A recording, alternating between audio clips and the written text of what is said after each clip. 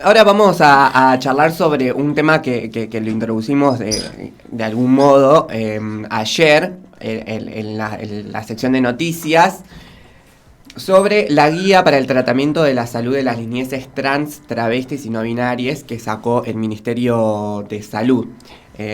Recordemos que, bueno, que esta guía lo que apunta, digamos, es tratar de una manera correcta, si se quiere decir, entender, el tema de la identidad de género dentro del mismo sistema de salud.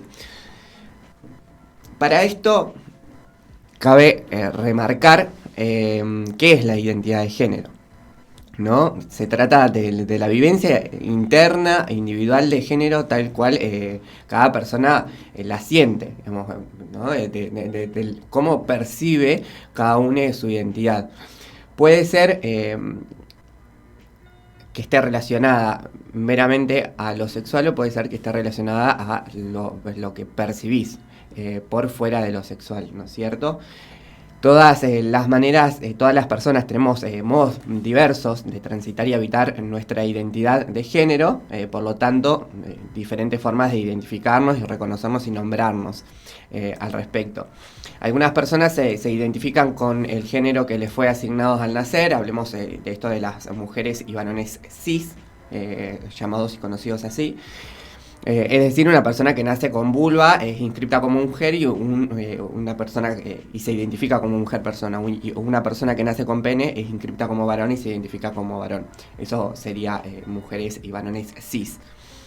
Después, por otro lado, algunas personas se identifican con el género diferente al asignado al nacer. Esto podemos hablar de mujeres o feminidades trans, travestis, varones o masculinidades trans, personas trans no binarias, entre otros modos de reconocer y nombrarse, ¿no? Cuando hablamos del colectivo LGTBIQ+, hablamos de eso, de las diferentes maneras de reconocerse en relación al género. Sí, que el género va apartado de la sexualidad. Recién lo nombrabas, pero es importante volver a decirlo, que la sexualidad es lo biológico y en cambio los géneros como cada cual se identifica y es por eso que hay tantas identidades. Claro, un ejemplo de esto es una persona que nace con vulva, se la inscribe como mujer y se identifica esa persona como varón, o una persona que nace con pene se identifica como mujer. A esto nos referimos cuando hablamos de feminidades y mujeres trans, travestis, varones y masculinidades trans, personas trans y no binarias. Quienes se identifican como no binarias se definen por fuera del esquema dicotómico de varón y mujer. Eso iba a preguntar y por ahí a introducir. El tema es que hay identidades no binarias que no entran dentro de los parámetros mujeres y varones, sino que no se identifican ni de uno ni de otro, o sea, digo. Claro, salen de este binarismo, ¿no? Exactamente. Valga ¿Es la uno o es redundancia, otro? Claro. Ellos dicen no, Que es, o sea, lo binario es algo impuesto por la sociedad. Por Claro, eso sistema mismo digo, patriarcal. van por fuera de lo que está abordado sistémicamente en nuestra sociedad. Sí, que recordemos, y como lo mencionamos hoy en la columna de Caro, en la Argentina esto no se tenía en cuenta, digamos, hasta el 2012, donde se sancionó la ley de identidad de género, que es la 26.743. Que bueno, que tiene en cuenta esto, ¿no? De cómo se percibe cada una de las personas. Si se trata un poco de eso, la identidad. Cuando hablamos de identidad de género, se trata de eso, del reconocimiento del otro, de su perspectiva de vida y de cómo esa persona se identifica. Y en este reconocimiento del otro, obviamente, el respeto y el respeto sobre su identidad, ¿no? Exacto. Y esa ley que vos mencionás, Gonza, no solamente permite la identidad en cambios de DNI, que por ahí socialmente es conocida como el cambio de DNI, sino también que dentro del Estado, cada vez que vos vayas a hacer un trámite, tengas la posibilidad de autopercibirte como desees. Entonces, que no tienen la obligación de cuando vos llenas un formulario, completar mujer, varón, sino también te dan la posibilidad de poner... claro. autopercibirte dentro del género que vos valga la redundancia, te autopercibas. Sí, que te percibas, que te identifiques. En relación a esto que mencionás vos, Lau, la guía esta que saca para el tratamiento de la salud de las niñeces trans y no binarias, el Ministerio de Salud apunta a eso, como el reconocimiento dentro de la institución de las niñeces y de las personas trans, cómo se identifican realmente en relación al género. De acuerdo con un informe elaborado por la Asociación Civil de Infancias Libres sobre una muestra de 100 experiencias trans relevadas, las primeras expresiones de autopercepción de un género distinto al asignado al nacer se dan principalmente entre los 4 años de edad, que representa el 46%, y la segunda instancia entre los 5 y los 8, que representa el 31%. Es decir, en un 77% de los casos estas manifestaciones suceden antes de los 9 años. Por eso la importancia y por eso el abordaje y la elaboración de esta guía que saca el Ministerio de Salud, ¿no? ¿Por qué? Y uno de los puntos que trata esta guía es el respeto a la identidad de género dentro del sistema de esto que mencionábamos recién, Lau. Que según lo establece la Ley de Identidad de Género en su artículo 12, el derecho a todas las personas, en especial niñas y adolescentes, al trato digno, ¿no? Al ser reconocidas y nombradas por su identidad autopercibida. Qué locura eso, tener que recurrir a un trato digno, o sea, ¿en qué mente cabe, en qué sociedad cabe no tratar dignamente a alguien y a un niño o niña por su forma de ser, de hablar, de percibirse, de actuar? Es fortísimo que se tenga que aclarar eso. Sí, y mismo también entender que uno nace, digo, más allá de la discusión biológica que se puede tener, digo, uno nace y somos nosotros los adultos que imponemos que el tema de los colores, el tema de los nombres, el tema de los juegos. Y los niños no se perciben esas cosas. Tal cual, o sea, y eso es lo loco, o sea, tener que pedir que se respete la decisión individual de una persona, en este caso niños y niñas y adolescentes, digo, es como, ¿por qué tiene que haber una guía de tratamiento? O sea, más allá de que la celebramos y está buenísimo, porque también... No, que son totalmente necesarias. Y que son necesarias porque sí, también eso te da un lineamiento de un Estado que está comprendiendo todas las diversidades. También me parece que es como... Bueno, o sea, es una persona, digo, más allá de lo que individualmente nosotros podamos creer en el sentido de, bueno, nos autopercibimos como mujeres, hombres, trans, no binarios, digo, un montón de identidades, digo, ¿por qué vos tenés que acudir a que haya una guía para que te traten bien, digo, me parece como... Sí.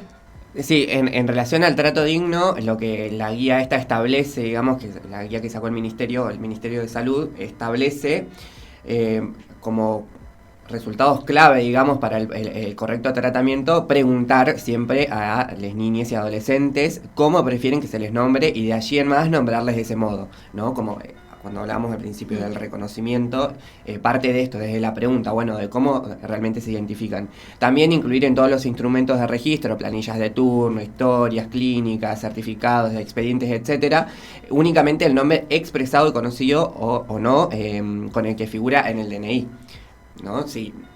Sí. Es súper necesario eso también. Es necesario todo, lo voy a decir. Pero el reconocimiento y el que te pregunten cómo querés llamarte es muy importante. Me pasó cuando ingreso a la facultad, un compañero toman lista, qué sé yo, y nombran su anterior nombre. Claro. Y dice, bueno, no, pero yo soy... yo no tengo ese nombre, y en la facultad no se lo habían reconocido porque no tenía el DNI todavía. Y dice, bueno, pero mi DNI está en trámite, no sabemos cuánto va a tardar, y yo me llamo así. Claro, no hace falta tener el documento.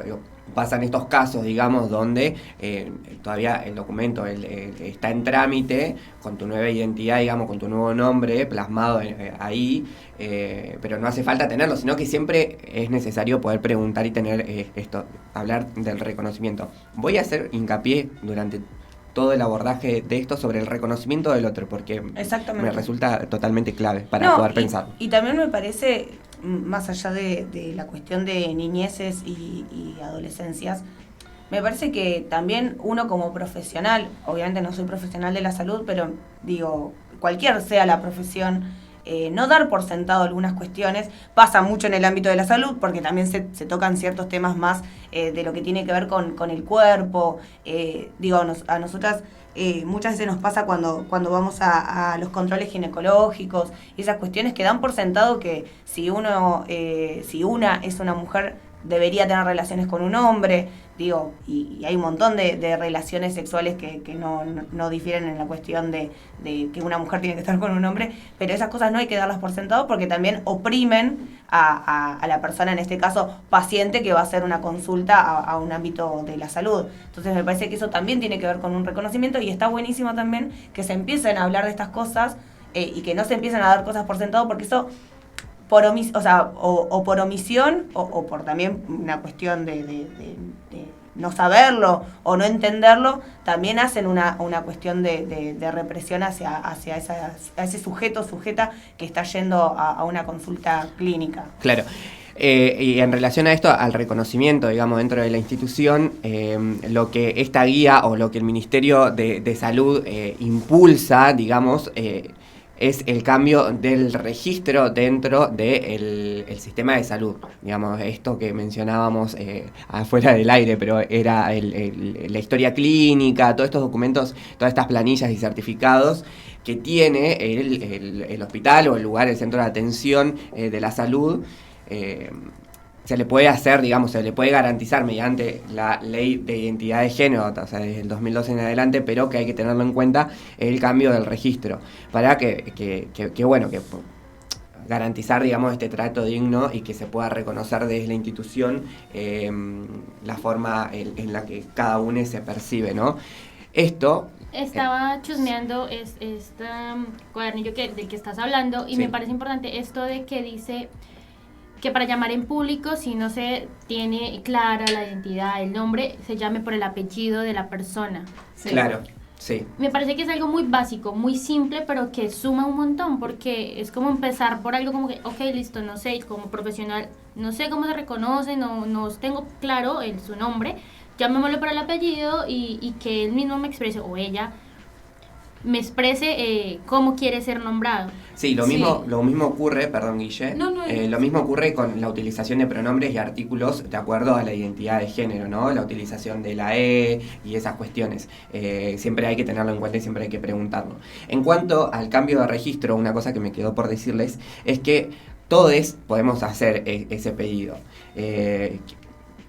Obviamente no es un derecho, porque es un derecho, ¿no es cierto? No una obligación, como que si vos te cambiaste, por ejemplo, hiciste el cambio de identidad de género, tramitaste el documento, o te percibís como te quieras percibir, como te sientas cómodo,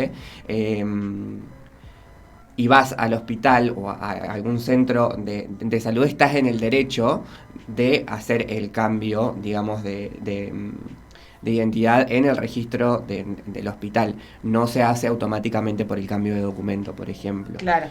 Como eso me parecía importante mencionar.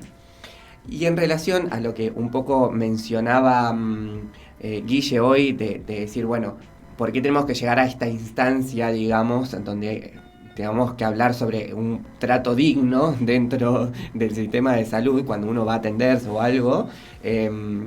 La guía que saca el ministerio, uno de los puntos que aborda es garantizar una atención despatologizadora dentro del sistema de salud. Esto implica un cambio de paradigma, obviamente, porque asume que no hay nada para tutelar, ni normativizar, ni curar, absolutamente nada en relación al género. En algunas de las prácticas, que hoy me acordaba cuando Guille mencionaba por qué era necesario, por qué tenemos que llegar a estas instancias, ocurre todavía que se se siguen utilizando categorías tales como disforias de género, trastorno de identidad de género e incongruencias de género dentro del ministerio o dentro del sistema de salud en sí. Esto da cuenta de la persistencia del modelo patologizador incompatible a los actuales sistemas internacionales de derechos humanos, en el marco también de la vigente ley, que es la Ley de Salud Mental, que dice que en ningún caso puede hacerse diagnóstico en el campo de la salud mental sobre la base exclusiva, estoy citando textual, de la elección o identidad sexual. O sea, vos no podés patologizar a partir de la orientación sexual y la identidad de género de cada uno. En este punto, lo que menciona el Ministerio es poder revisar las propias prácticas, ¿no? Las prácticas patologizadoras que obstaculizan el acceso y proporcionan la expulsión muchas veces y el alejamiento de niñas y adolescentes trans, travestis, no binarias y sus familias del sistema de salud y ponen en riesgo la salud integral. Desde el equipo de salud, para el equipo de salud es necesario, según lo que marca esta guía, tener en cuenta los siguientes puntos: escuchar y dar crédito de la palabra de niñas y adolescentes sin caer en indagaciones y especulaciones tales como no serás muy pequeño o pequeña, que muchas veces ocurre, digamos, esto en la vida cotidiana, si le prestamos atención siempre pasa. Sí, o que culpan a la madre también, ha pasado un montón de veces esas cuestiones. O que no hizo tu padre, digamos, para que vos no salgas así como teniendo esa idea de la masculinidad y de la figura del hombre cis patriarcal. Sobre une. Exacto, sobre uno y como constructor también de la identidad y de la estructura. Volvemos a lo mismo, hiperopresor, primero en la crianza, o sea, en la crianza de los niñes y las niñas en general, y también una cuestión de culpabilidad de los padres que nada, por ahí, digo, tienen una mente de que las niñas tienen que ser lo que quieran ser y culpan esa cuestión de tu padre, tu madre. Por lo general siempre igual es bastante bombardeada la figura materna de no, pero la madre quería de tal género. Entonces ha sucedido, me parece que uno de los primeros casos de niñeces trans en nuestro país, donde muchos medios de comunicación salieron en contra de la figura materna, a decir barbaridades, dejando por fuera la decisión personal de un pequeño, de una pequeña, solamente por su condición de ser menor. O sea, esa cuestión de que los niños y las niñas y las niñas no tienen voz y no tienen toma de decisiones, también es entenderlo.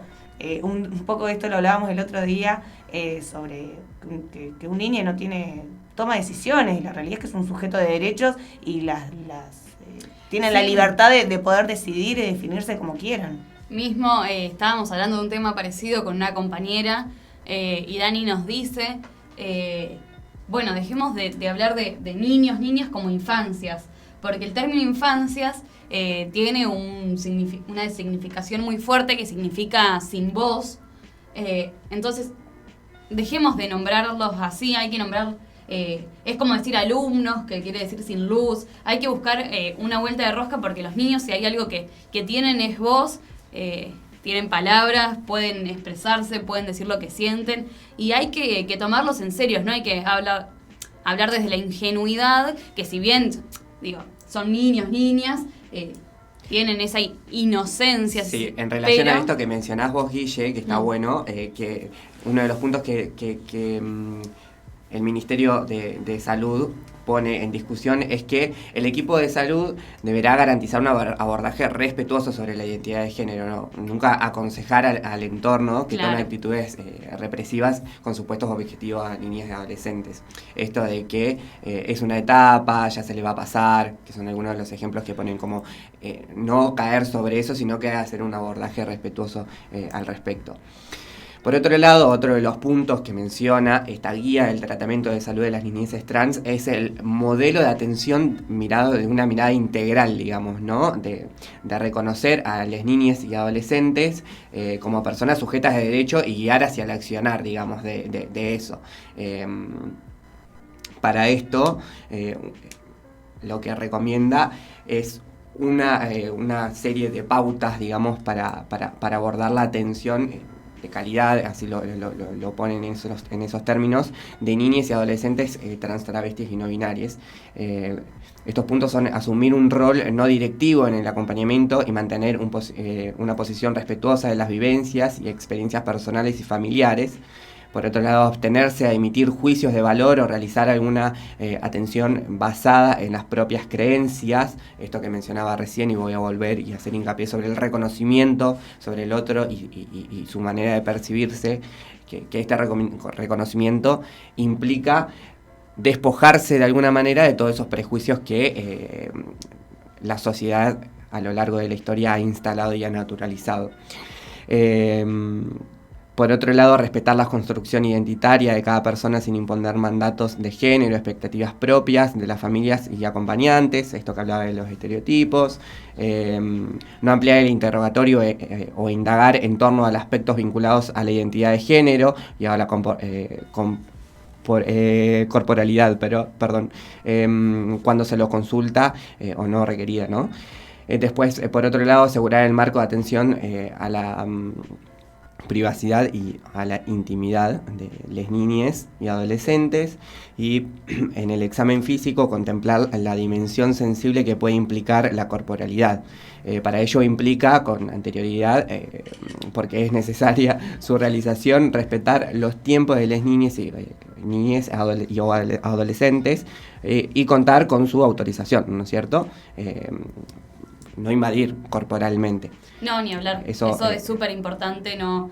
Lo que se viene discutiendo hace muchísimo tiempo, digamos, esto también ocurre en el ámbito de la educación, en todos los ámbitos, como no invadir corporalmente al niño y respetar los tiempos. A nadie, en realidad. Exactamente. Y sobre todo a los niños, niñas, porque no se debe hacer.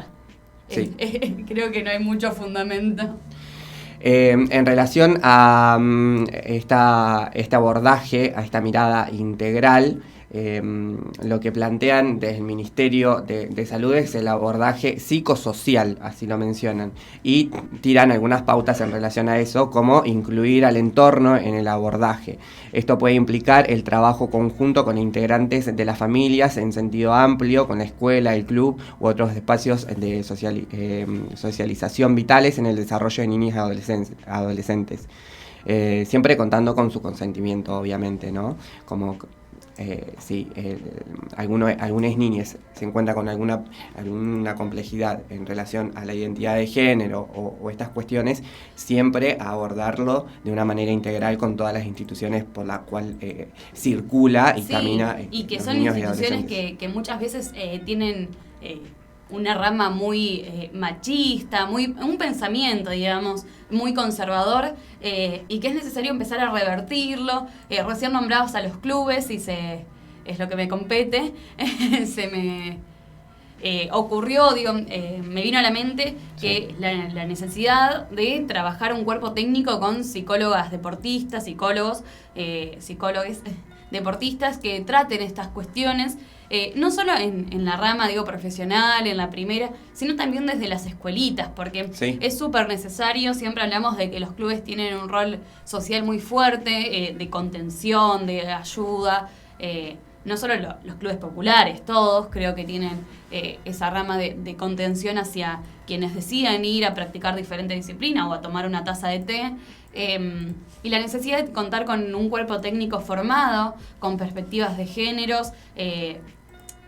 Esto se me viene a la mente porque yo pertenezco a un cuerpo técnico y trabajamos con una psicóloga deportiva que nos tiene cortitos, y en un momento el director técnico dice, bueno, y él es el entrenador de arqueros, y la psicóloga le dice, no, arqueras. Claro. Si esto es fútbol femenino lo que estamos haciendo. Y el chabón se descolocó porque no lo hizo desde un grado de maldad, lo hizo desde la costumbre. Desde la naturalidad, Desde la naturalidad del entrenador de arqueros. Sí. Y le dice, no, bueno, es una arquera y está ahí trabajando con las pibas en conjunto para lograr esta contención y que cada cual pueda expresarse libremente dentro del ambiente del club, desde la escuelita de fútbol, no solo en la primera, como te decía. Sí, en relación a esto que mencionás, que está bueno traerlo como ejemplo, el Ministerio de Salud impulsa a todo el equipo de los trabajadores y trabajadoras de la salud a que en estos casos, digamos, cuando ocurren algunas problemáticas con las niñeces en relación al género, impulsa incluir las articulaciones con organizaciones, clubes, que trabajen sobre la temática de género, ¿no? Esto suele brindar espacios de contención, intercambio de experiencias y estrategias colectivas frente a la vulneración de derechos. Por eso estaba bueno el ejemplo que trajiste. Creo que va por ahí, digamos, ¿no? Frente a situaciones de discriminación, dice esta guía, es importante que el equipo articule con los ámbitos implicados, ya sea brindando información, generando canales de diálogo, proponiendo talleres de formación, etc. Y si en la atención queda expuesta la vivencia de situaciones de violencia que ponen en riesgo la integridad de niñas y adolescentes, los equipos de salud deben dar intervención a los organismos de protección pertinentes y propiciar el abordaje de la situación de vulneración. Las diferentes dimensiones y problemáticas que pueden surgir en la consulta requieren un abordaje interdisciplinario e intersectorial que garantice la atención integral de las niñas. Después, en relación a esta mirada integral, aborda la salud sexual y la salud reproductiva, ¿no? Y tira algunas pautas vinculadas al cuidado del cuerpo y las relaciones sexuales que deben realizarse desde una perspectiva de la diversidad sexual y corporal. Esto implica no presuponer la identidad de género, la vivencia de la corporalidad y la orientación sexual, ni las prácticas sexuales de las personas. Esto que mencionábamos recién, y voy a volver sobre el término el reconocimiento del otro y el respeto sobre el otro. El rol de los equipos también es fundamental en la detección precoz de situaciones de abuso sexual y otras formas de violencias vinculadas a la sexualidad, ¿no? Establecer un vínculo de confianza puede permitir la develación de abusos que muchas veces se producen al interior de las familias u otros vínculos cercanos, según lo que dice la guía esta, que lo traigo a colación, pero porque me parece importante tenerlo en cuenta. En este marco es necesario brindar información y garantizar acceso, cuando sea oportuno, ¿no?, a métodos anticonceptivos para prevenir embarazos no intencionales, ofrecer métodos de larga duración por la eficacia y posibles ventajas según las preferencias y vinculaciones de cada adolescente, la interrupción voluntaria del embarazo, si el embarazo es producto de una violación o pone en riesgo la salud o la vida de la persona, podrá acceder a la ILE. Los riesgos físicos y emocionales asociados a los embarazos de niñeces y adolescencias menores de 15 años se constituyen en sí mismos como causal de salud. Hasta la semana 14, inclusive, de la gestación se accede a una interrupción voluntaria del embarazo con la solicitud como único requisito de acuerdo a la ley, claro, de la interrupción. Sí, que la ley es, perdón, Lau, es muy nueva, es desde el año pasado y empezó a regir este año. Creo que seguimos avanzando en materias de derecho hacia las mujeres y cuerpos gestantes, y es un motivo para celebrar. Ayer justamente en la Ciudad de México, en México, el país en realidad, se despenalizó el aborto, que no es lo mismo que legalizar. Se quitó la pena del aborto hasta las 12 semanas. Así que seguimos avanzando en el continente entero en materias de derechos. Sí, yo quería hacer un paréntesis que venía relacionado con esto de la salud y la cuestión de prevenir los abusos.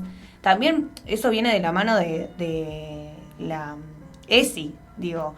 Me parece que este cuadernillo que van a tener los profesionales y los trabajadores de la salud también va de la mano de poder formarnos a los niñas y adolescentes dentro de las instituciones educativas, también para saber que tenemos acceso a un trato digno, como dice el cuadernillo del Ministerio de Salud, pero a su vez también poder tener en nuestra educación primaria, secundaria,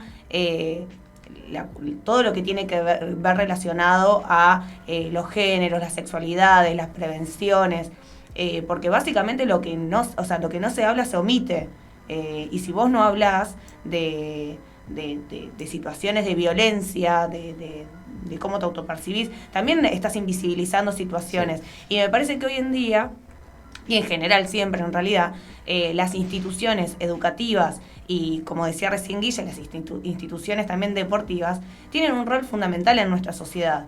No solamente de poder acompañar y incluir y formar a los niños, niñas y niñes y adolescencias, sino también de poder contenerlos en un sistema. Y hay un montón, y cuando nosotros vemos las estadísticas, hay un montón de abusos, acosos y violaciones que suceden dentro de las familias.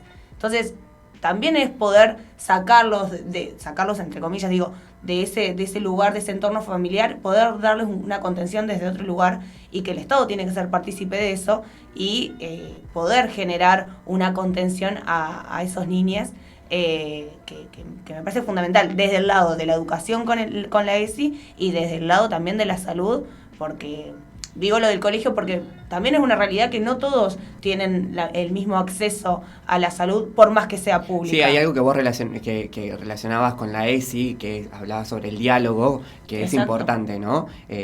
Y que no solamente está implicado al ámbito educativo en relación a la educación sexual integral, sino también al ámbito de la salud, porque esta guía, digamos, que el Ministerio publicó, dice que, bueno, que se deberá prestar una importante atención, digamos, al diálogo anticipado sobre los cambios en el cuerpo en el periodo de pubertad, ¿no es cierto?, para que y brindar información acerca de las posibilidades futuras con relaciones de corporalidad y respeto en los tiempos y las necesidades de cada niño, para no generar un conflicto, digamos, ¿no?, ahí con el cuerpo, sino que pueda brindar información y anticipar, digamos, esos cambios que se vienen en la pubertad en relación a la corporalidad de cada uno.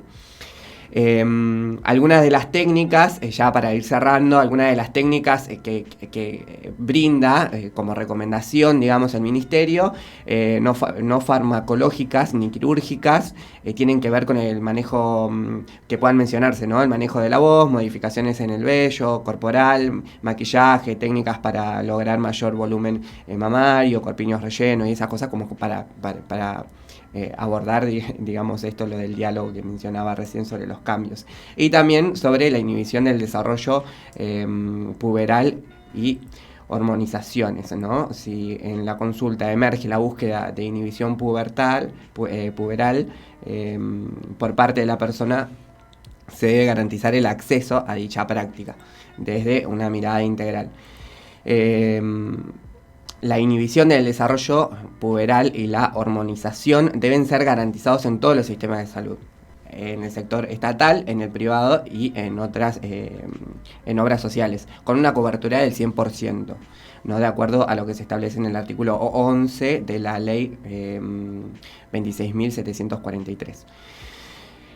Bien, esto son cosas que estas cosas son cuestiones que por ahí en menor medida venían sucediendo en el Ministerio desde el 2012 con la Ley de Identidad de Género. De hecho, retoman muchas de esas cosas, pero todavía se necesita un cambio de paradigma integral y con todo el equipo de salud. Por eso menciona y presta atención sobre algunos puntos en particular. Y hace, como último punto, mención a la pandemia, digamos, y las niñas y adolescentes que estaban accediendo a un tratamiento hormonal o a una atención de la salud en relación a su cuerpo y en relación a la identidad de género, con el tema de la pandemia se agudizan un montón de cuestiones, ¿no?, que no pudimos ver muchísimo tiempo, o no pudimos transitar por los lugares donde transitábamos, entonces muchas veces se cae en depresión y esas cuestiones. Lo que recomienda el Ministerio de Salud es no cortar, a pesar de la pandemia, con el apoyo del sistema de salud a las niñeces, como que se siga avanzando sobre eso y que no se corte este proceso para obviamente, que no genere controversias y no haya un saldo negativo, digamos, por decirlo de alguna manera, en las niñeces. Así que nada, es todo esto. Muchísima información. Es muchísima información, por ahí fue medio denso, lo van a poder encontrar si lo quieren repasar en la página del Ministerio de Salud. Están también abordados, en nuestra columna también, en YouTube, por lo vamos supuesto. a volver a subir así lo pueden volver a escuchar. Por supuesto, y si estás del otro lado y tenés dudas sobre esto, podés hacer tu consulta al Ministerio de Salud, podés contactarte con nosotros también, que podemos abordarlo de una manera colectiva, ¿no? De pensar esto de la integralidad de todas las instituciones sociales. Y la comunicación forma parte de eso también. Así que tengamos en cuenta estos datos y hago última mención sobre el reconocimiento del otro, de una manera respetuosa. Exactamente. Bien. ¿Algo más para agregar? ¿Quieren preguntar algo? No, me parece que está buenísimo y nada, que volvamos a esto de poder repasar la guía y también ser conscientes del trato con el otro, que me parece que es importante, como lo mencionaste en toda esta columna, Gonza. Bárbaro. Bueno, son las 10:05. Vamos a una pequeña tanda y volvemos.